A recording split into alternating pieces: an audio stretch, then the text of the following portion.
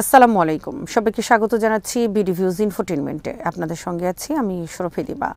Boeing E3 সেন্ট্রির মতো আধুনিক আকাশযুদ্ধের এমন কিছু প্ল্যাটফর্ম আছে যেগুলো নিজে বোমা ফেলে না, মিসাইল ছোড়ে না, কিন্তু পুরো যুদ্ধক্ষেত্রের ফলাফল নির্ধারণ করে দেয়।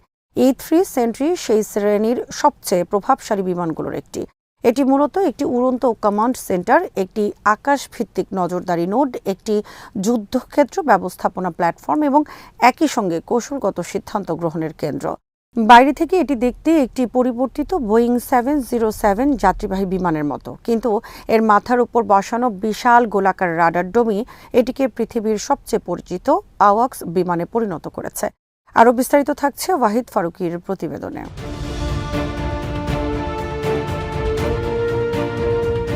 এই ডোমের ভেতরে থাকা রাডার সিস্টেম শত শত কিলোমিটার দূরের আকাশসীমা পর্যবেক্ষণ করতে পারে। নিম্ন উচ্চতায় উড়া টার্গেট ধরতে পারে, মাঝারি ও উচ্চতার বিমান, ক্রুজ মিসাইল, ড্রোন এবং কখনো কখনো সমুদ্রপৃষ্ঠের নড়াচড়াও শনাক্ত করতে পারে।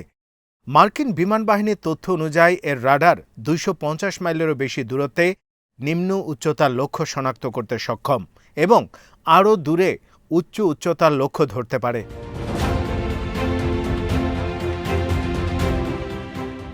এই বিমানের মূল শক্তি কেবল রাডারে নয়, বরং রাডার যোগাযোগ, ডেটা ফিউশন এবং যুদ্ধ নির্দেশনার সমন্বয়। একটি E3 আকাশে উঠালে সেটি কেবল আকাশে কি আছে তা দেখে না, এটি কে বন্ধু কে শত্রু, কোন ফাইটার কোথায় যাবে, কোন ট্যাঙ্কার কোথায় অবস্থান নেবে, কোন ড্রোন কোন সেক্টরে যাবে, কোন মিসাইল হুমকি কোন দিক থেকে আসছে, এসব তথ্য রিয়েল টাইমে বিশ্লেষণ করে কমান্ড চেইনে পাঠায়। এর ভেতরে ফ্লাইট ক্রু ছাড়াও 13 থেকে 19 জন পর্যন্ত মিশন অপারেটর থাকে, যারা বিভিন্ন কনসোলে বসে আকাশ যুদ্ধ পরিচালনা করে। কেউ ট্র্যাকে ম্যানেজমেন্টে থাকে, কেউ ইলেকট্রনিক নজরদারিতে, কেউ ফাইটার কন্ট্রোলে, কেউ যোগাযোগ ব্যবস্থাপনায়।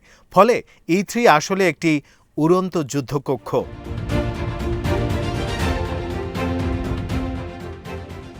এর উৎপত্তি কোল্ড ওয়ারের গভীর বাস্তবতা থেকে। সোভিয়েত ইউনিয়নের দূরপাল্লার বোমারু, ব্যালিস্টিক হুমকি এবং বৃহৎ আকাশসীমা পর্যবেক্ষণের প্রয়োজন থেকে যুক্তরাষ্ট্র এমন একটি প্ল্যাটফর্ম চেয়েছিল যা স্থলভিত্তিক রাডারের সীমাবদ্ধতা অতিক্রম করবে। পৃথিবীর বাঁক, পাহাড়, মরুভূমি, সাগর এসব কারণে স্থল রাডার ব্লাইন্ড জোনে থাকে, কিন্তু আকাশে 30,000 ফুটের উপরে থাকা রাডার সিস্টেম অনেক বড় আর্ক কভার করতে পারে। সেই ধারণা থেকে EC-137 পরীক্ষামূলক প্ল্যাটফর্ম, তারপর E3 সেন্ট্রি।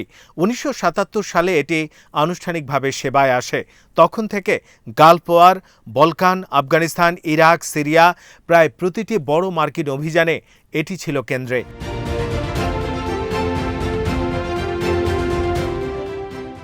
E3 এর ওপর বসানো রোটোডোমের ব্যাস 30 ফুট, পুরুত্ব 6 ফুট এবং ফিউজলাজের ওপরে প্রায় 11 ফুট উচ্চতায় স্থাপিত।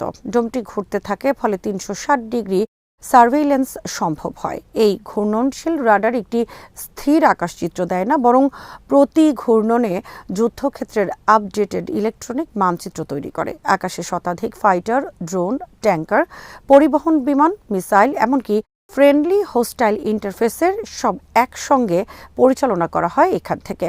স্থলভিত্তিক কমান্ড সেন্টারের তুলনায় এর সুবিধা হলো এটি যুদ্ধক্ষেত্রের কাছাকাছি গিয়েও কাজ করতে পারে এবং পরিস্থিতি অনুযায়ী স্থান বদলাতে পারে।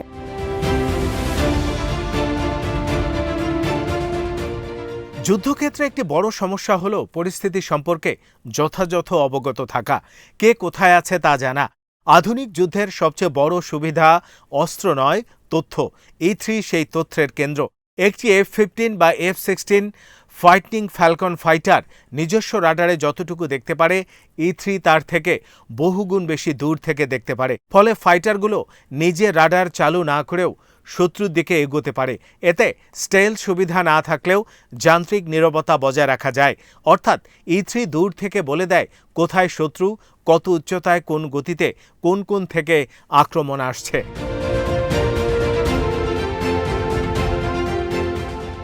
মধ্যপ্রাচ্যে এই বিমানের গুরুত্ব আরও বেশি, কারণ এখানে একসঙ্গে বহু দেশের বিমান চলে। মার্কিন, সৌদি, কাতারি, ইউএই, কখনো জোট বাহিনী, কখনো সার্ভেইলেন্স ড্রোন, কখনো ট্যাঙ্কার। উপসাগরে আকাশ অত্যন্ত ব্যস্ত এবং জটিল। একটি ভুল শনাক্তকরণ বড় দুর্ঘটনা তৈরি করতে পারে। তাই E3 আকাশে থাকলে পুরো আকাশচিত্র সুবিন্যস্ত থাকে। এই কারণে পারস্য উপসাগর, ইরাক, সিরিয়া, লোহিত সাগর সব জায়গায় মার্কিন সেন্টকম E3 মোতায়েন করে। বর্তমানে মার্কিন বহরে এই বিমানের সংখ্যা খুবই সীমিত।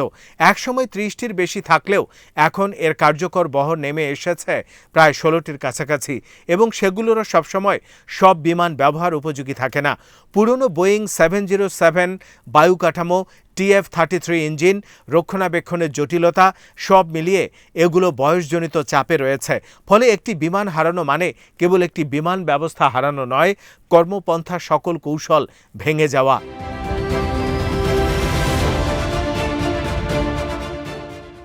সৌদি আরবের প্রিন্স সুলতান এয়ারবেজে সম্প্রতি একটি E3 গুরুতরভাবে ক্ষতিগ্রস্ত হয়েছে বলে একাধিক আন্তর্জাতিক সূত্র জানিয়েছে।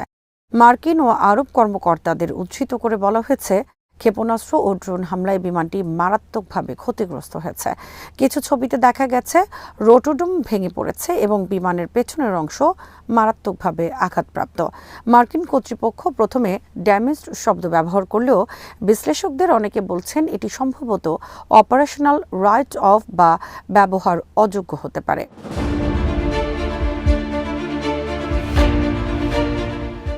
যদি বাস্তবে বিমানটি সম্পূর্ণভাবে ব্যবহার অনুপযোগী হয়, তাহলে এর কৌশলগত প্রভাব বহুমাত্রিক। প্রথমত, গালফের আকাশ নিয়ন্ত্রণ ব্যবস্থায় চরম অব্যবস্থাপনা তৈরি হতে পারে। E3 একটানা বহু ঘন্টা আকাশে থাকতে পারে, পুনঃজ্বালানি নিলে আরও দীর্ঘ সময় আকাশে থাকতে পারে। একটি বিমান বাদ পড়লেও পুরো সিস্টেম বদলে যায়। একই কাভারেজ বজায় রাখতে অন্য বিমানের উপর অতিরিক্ত চাপ পড়ে। ফলে রক্ষণাবেক্ষণের ব্যবধান কমে, কর্মীদের পরিশ্রম বাড়ে এবং আউটপুট কমে যায়।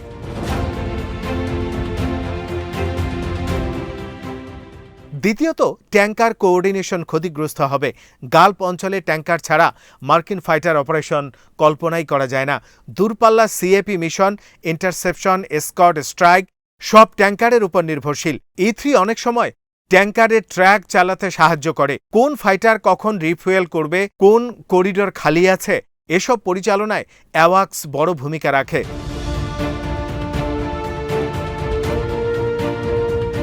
তৃতীয়ত, মিসাইল ওয়ার্নিং আর্কিটেকচার দুর্বল হয়। যদিও মার্কিনীদের satellite warning, HS radar, patriot THAAD আছে, তবুও airborne radar moving low altitude threat ধরতে বাড়তি সুবিধা দেয়।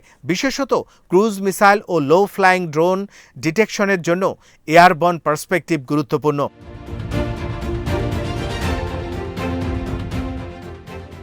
চতুর্থত, সাইকোলজিক্যাল ইফেক্ট। যুদ্ধক্ষেত্রে রেয়ার হাই ভ্যালু অ্যাসেট আঘাত পাওয়া মানে প্রতিপক্ষ দেখিয়ে দিল যে রেয়ার এরিয়া সেফ নয়। যদি ফরওয়ার্ড বেজে পার্কিং অবস্থায় E3 ক্ষতিগ্রস্ত হয়, তবে প্রশ্ন ওঠে এটি কেন সুরক্ষিত শেল্টার পেল না।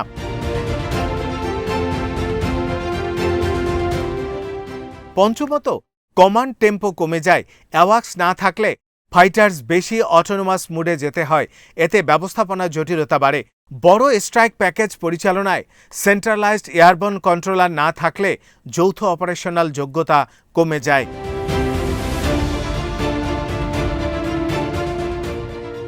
মার্কিন বাহিনী অবশ্য বিকল্পহীন নয়। তাদের কাছে বোয়িং E7 ওয়েজটেইল ভবিষ্যৎ রিপ্লেসমেন্ট হিসেবে আসছে, কিন্তু তা এখনও পূর্ণ অপারেশনাল হয়নি।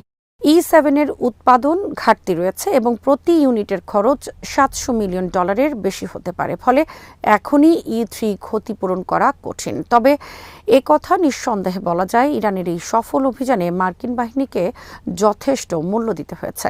আজ এখানেই শেষ করছি। সমরাস্ত্র প্রতিরক্ষা ও কূটনীতির নানা তথ্য জানতে চোখ রাখুন বিডিভিউজ ইনফোটেইনমেন্টে। চ্যানেলটি ভালো লাগলে সাবস্ক্রাইব করুন, সংযুক্ত থাকুন আমাদের ফেসবুক পেজে। আল্লাহ হাফেজ।